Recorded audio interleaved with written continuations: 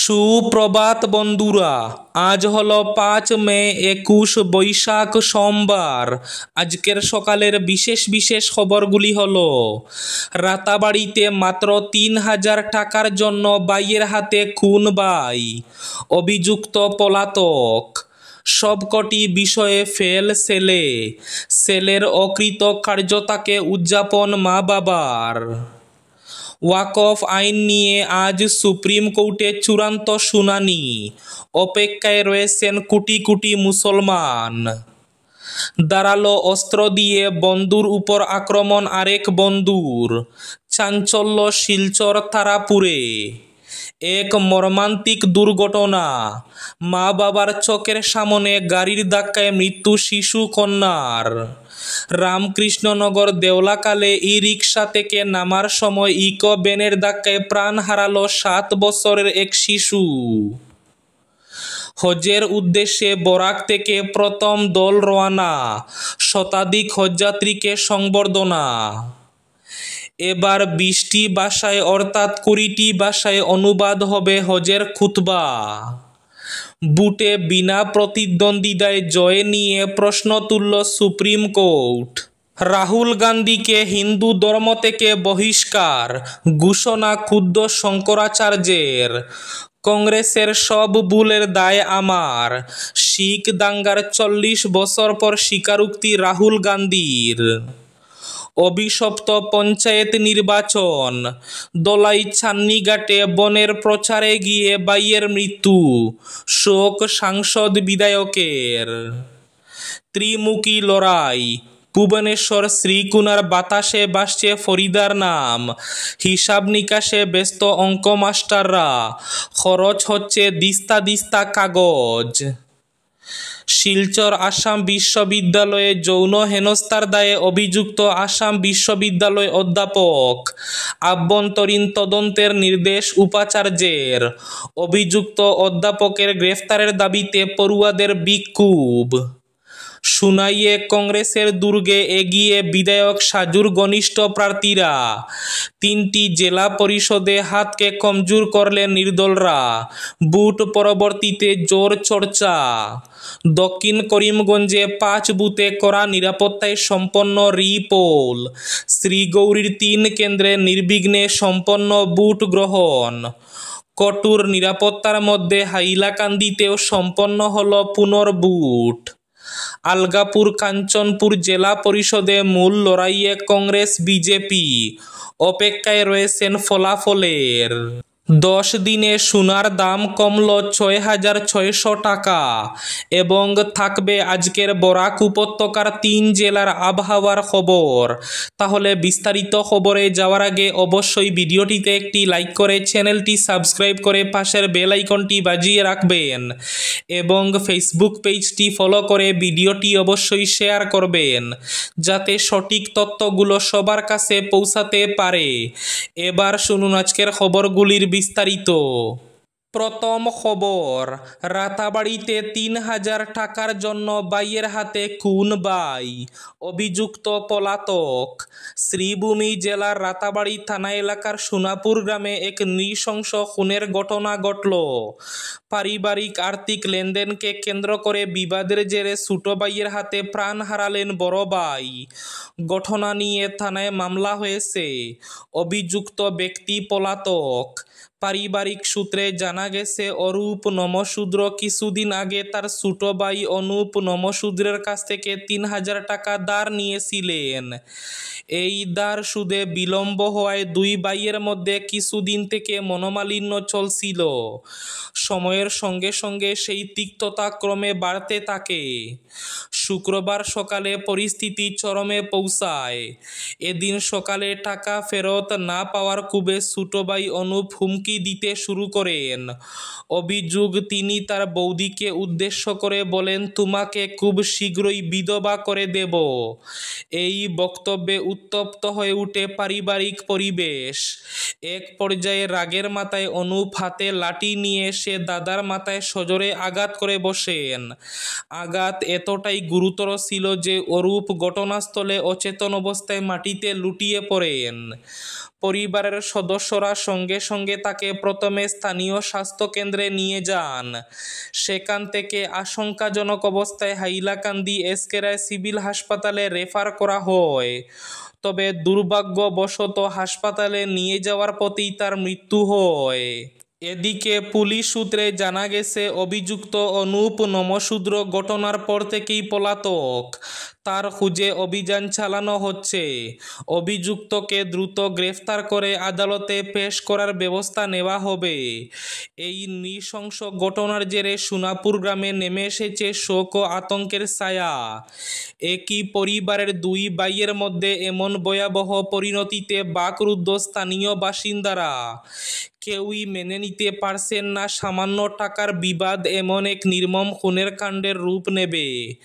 সামান্য লেনদেন এবং পারিবারিক তিক্ততা যে প্রাণঘাতী পরিণতির দিকে ঠেলে দিতে পারে, সোনাপুরের ঘটনাই তার জ্বলন্ত উদাহরণ। মর্মান্তিক দুর্ঘটনা। মা বাবার চোখের সামনেই গাড়ির ধাক্কায় মৃত্যু ঘটল শিশু কন্যার। রবিবার রামকৃষ্ণনগর সংলগ্ন দেওলাখাল সেতুর সামনে দুর্ঘটনাটি সংঘটিত হয়। জানা গেছে আয়নাখাল বেহুল এলাকার বাসিন্দা মনু দাস, স্ত্রী মাধুরী দাস ও দুই শিশু কন্যাকে নিয়ে রামকৃষ্ণনগর চান্দ্রা এলাকায় তার অসুস্থ শাশুড়িকে দেখার জন্য বের হয়েছিলেন। গন্তব্যে পৌঁছার পর ই-রিকশা থেকে নামার সময় ঘটে ভয়ঙ্কর ঘটনাটি। সে সময় তীব্র বেগে ছুটে আসা AS-10 BC 5952 নম্বরের ইকো ভ্যান পথে দাঁড়িয়ে থাকা শিশুকন্যা পপি দাসকে সজোরে ধাক্কা মেরে পালিয়ে যায়। এতে রাস্তায় ছিটকে পড়ে শিশুকন্যা পপি। বরাত জুড়ে রক্ষা পান মা মাধুরী সহ অপর শিশুকন্যা পিঙ্কি। এদিকে ঘটনার পরই স্থানীয় জনগণের সহযোগে গুরুতর আহত অবস্থায় তাকে উদ্ধার করে রামকৃষ্ণনগর স্বাস্থ্যকেন্দ্রে নিয়ে যান মা বাবা এবং বোন। কিন্তু অবস্থা সংকটাপন্ন থাকায় তাকে হাইলাকান্দি অসামরিক হাসপাতালে নিয়ে যাওয়ার পরামর্শ দেন চিকিৎসক। এতে সঙ্গে সঙ্গেই তাকে নিয়ে হাইলাকান্দি রওনা হলেও শেষ রক্ষা আর হয়নি। সেখানে পৌঁছার পর চিকিৎসকরা তাকে মৃত বলে ঘোষণা করেন। সবকটি বিষয়ে ফেল ছেলের অকৃতকার্যতাকে উদযাপন মা বাবার। ছেলের 10ম শ্রেণীর বোর্ড পরীক্ষায় ফলাফল অত্যন্ত হতাশাজনক। 600-র মধ্যে পেয়েছে মাত্র 200 নম্বর। সবকটি বিষয়ে ফেল করেছে পরীক্ষার্থী। কিন্তু এতে দমে যাননি কর্ণাটকের বাগালকোটের বাসবেশ্বর ইংলিশ মিডিয়াম স্কুলের ছাত্র অভিষেক চুলা চাগুদ্দার বাবা মা। বরং স্রোতের উল্টো পথে হেঁটে অভিষেকের বাবা মা ছেলের এই অকৃতকার্য হওয়াকে উদযাপন করলেন। ছেলে যাতে নতুন উদ্যমে ফের তার পড়ালেখা শুরু করতে উৎসাহ পায়, সেই জন্য এহেন আয়োজন। অভিশপ্ত পঞ্চায়েত নির্বাচন। ছান্নিঘাটে বনের প্রচারে গিয়ে ভাইয়ের মৃত্যু। শোক সাংসদ বিধায়কের। দলাইয়ের ছান্নিঘাটে বনের প্রচারে গিয়ে সড়ক দুর্ঘটনায় ভাইয়ের মর্মান্তিক মৃত্যু হয়। ছান্নিঘাট জিপির 2 নম্বর গ্রুপে ভারতীয় জনতা পার্টির টিকিটে দুবার গ্রুপ সদস্য নির্বাচিত হয়েছিলেন সাধনা রায়। বনের হয়ে যাবতীয় কাজ চালাতেন দেবকুমার রায় ওরফে দেবু রায়। এজন্য তিনি এলাকায় জনপ্রিয় হয়ে উঠেছিলেন। তৃতীয়বারের জন্য একই গ্রুপে গ্রুপ সদস্য পদে নির্দল প্রার্থী হয়ে প্রতিদ্বন্দ্বিতায় অবতীর্ণ হয়েছিলেন সাধনা রায়। বনের হয়ে প্রচার করতে বাড়ি থেকে বেরিয়েছিলেন দেবকুমার রায়। 29 এপ্রিল 306 নম্বর শিলচর আইজল জাতীয় সড়কের ছান্নিঘাট তেমাতায় একটি অটো তাকে ধাক্কা দেয়। এতে দেবকুমার সড়কে ছিটকে পড়লে মাথায় গুরুতর আঘাত লাগে। এরপর স্থানীয়রা তাকে শিলচর মেডিকেল কলেজ ও হাসপাতালে ভর্তি করেন। সেখানে 5 দিন মৃত্যুর সঙ্গে পাঞ্জা লড়ার পর শনিবার গভীর রাতে মৃত্যুর কোলে ঢলে পড়েন। সামান্য বিবাদ থেকে 2 বন্ধুতে বচসা। তারপরই দাঁড়ালো অস্ত্র দিয়ে কুপিয়ে আক্রমণ। এতে সুমিত বাল্মীকির নামে যুবকের ডান হাতের বুড়ো আঙ্গুল হাত মারাত্মক জখম হয়। এ ঘটনায় তীব্র চাঞ্চল্য ছড়িয়েছে শিলচর তারাপুর এলাকায়। অভিযোগকারীরা জানান, বিক্রম বাল্মীকি নামের তারই পাশের বাড়ির এক বন্ধু এই জঘন্য কাজ করেছে। তাকে আশঙ্কাজনক অবস্থায় চিকিৎসার জন্য শিলচর মেডিকেল কলেজ হাসপাতালে নিয়ে যাওয়া হয়েছে। সেখানে চিকিৎসা চলছে তার। ফের ছাত্রীকে যৌন হেনস্থার অভিযোগ উঠল শিলচর আসাম বিশ্ববিদ্যালয়ের অধ্যাপকের বিরুদ্ধে। এবারে ছাত্রীকে যৌন নিগ্রহের দায়ে অভিযুক্ত হলেন সোশিয়াল ওয়ার্ক বিভাগের সহকারী অধ্যাপক অজিত কুমার জেনা। এই সহকারী অধ্যাপকের বিরুদ্ধে ওই বিভাগেরই পড়ুয়ারা বিশ্ববিদ্যালয় পুলিশ আউটপোস্টে নালিশ জানিয়েছেন। তার বিরুদ্ধে অভিযোগ, তিনি ছাত্রীদের ডেকে নানাভাবে অশালীন কথা বলে উত্ত্যক্ত করেন। এমনকি নম্বর পাইয়ে দেওয়ার নাম করে এই অভিযুক্ত অধ্যাপক বেছে বেছে ছাত্রীদের বিভিন্ন ধরনের কুপ্রস্তাবও দিয়ে থাকেন বলে অভিযোগ। রবিবার বিশ্ববিদ্যালয়ে পুলিশ আউটপোস্টে সহকারী অধ্যাপক অজিত কুমার জেনার বিরুদ্ধে এজাহার দায়ের করেন সোশিয়াল ওয়ার্ক বিভাগের পড়ুয়ারা। তারা মুহুর্মুহু স্লোগান তুলে অভিযুক্ত সহকারী অধ্যাপকের গ্রেফতারের দাবিতে বিক্ষোভও দেখান। হজের উদ্দেশ্যে বরাক থেকে প্রথম দল রওনা, শতাধিক হজযাত্রীকে সংবর্ধনা। পবিত্র মক্কা এবং মদিনার উদ্দেশ্যে বরাক উপত্যকার 3 জেলা থেকে প্রথম হজযাত্রী দল রওনা হলো রবিবার।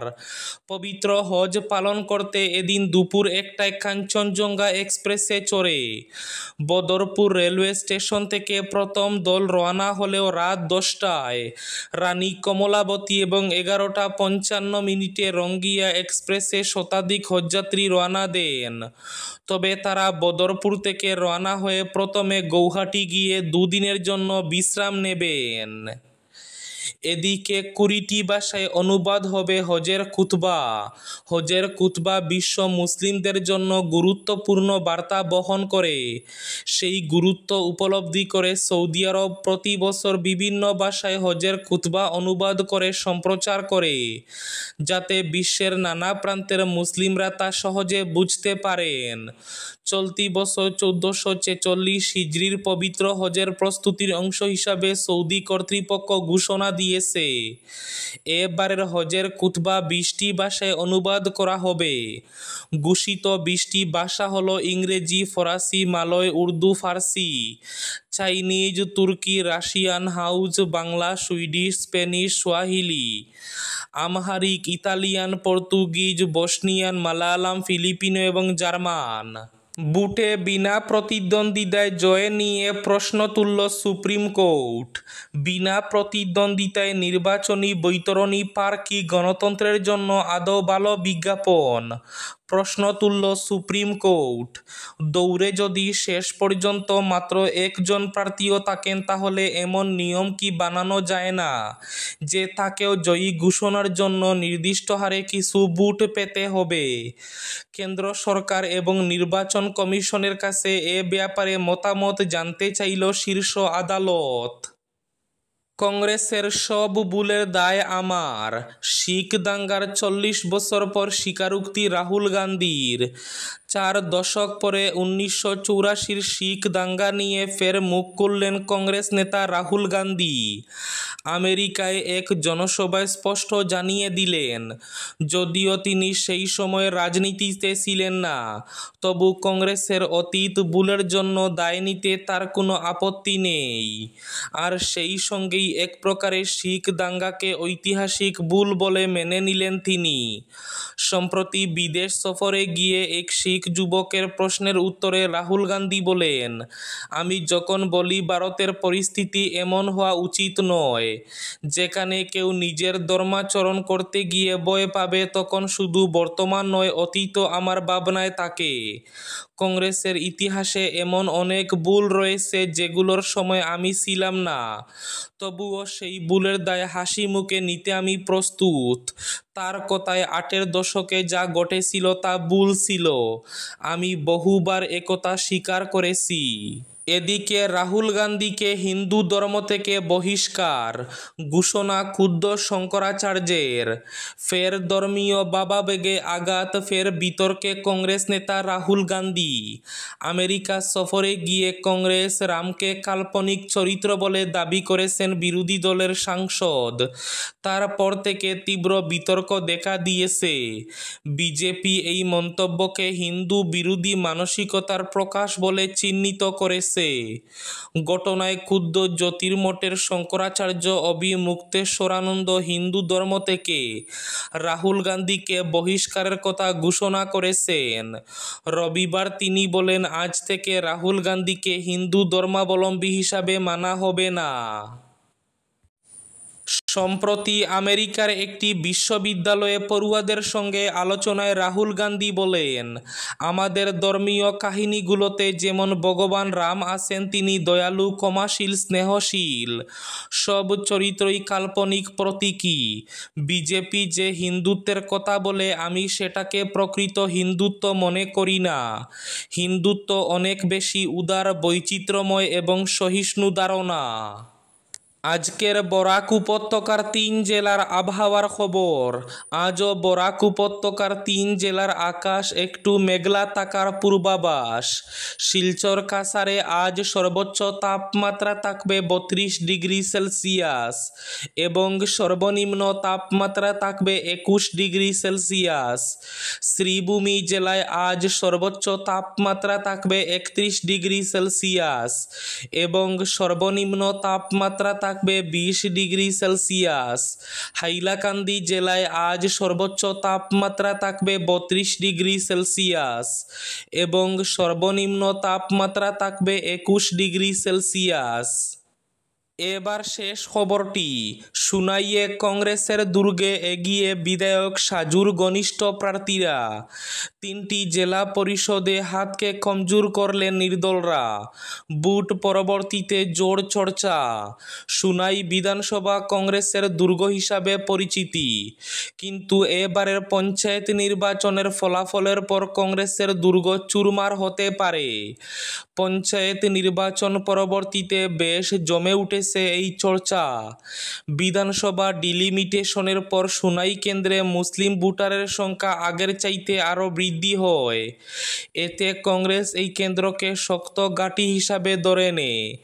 এমনকি গত লোকসভা, বিধানসভা এবং পঞ্চায়েত নির্বাচনে সুনাইয়ে কংগ্রেসের পক্ষেই মতদান দিয়েছিলেন ভোটাররা, কিন্তু এবার পঞ্চায়েত নির্বাচনে তার উল্টো চিত্র উঠে আসছে। পঞ্চায়েত নির্বাচনের ফলাফলে দেখা যাবে কংগ্রেস তাদের অবস্থান কতটুকু ধরে রাখতে পেরেছে।